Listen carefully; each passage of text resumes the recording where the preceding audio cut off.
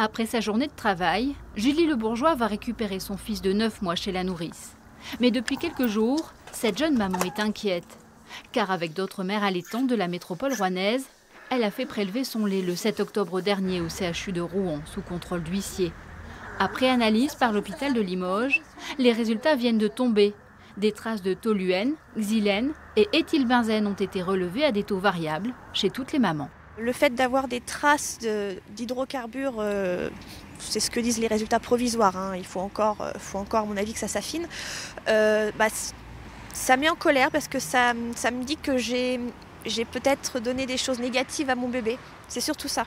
Parce que l'allaitement, c'est quand même quelque chose, c'est un engagement, c'est un investissement. Et le fait de savoir que ça aurait pu être souillé par un événement comme ça, c'est révoltant.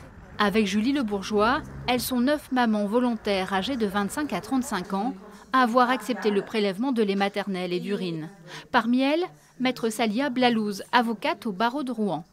Maman allaitante, elle est à l'origine de la démarche, qui n'en est qu'à ses débuts, puisque de nouvelles analyses de lait congelé par les mamans du panel avant l'incendie auront lieu dans les prochaines semaines.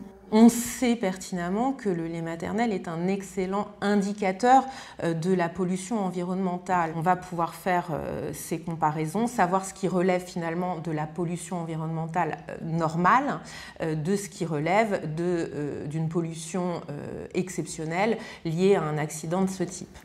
Des mamans allaitantes d'autres villes comme Grenoble, Douai ou Paris se sont également portées volontaires pour faire analyser leur lait afin d'avoir un élément de comparaison.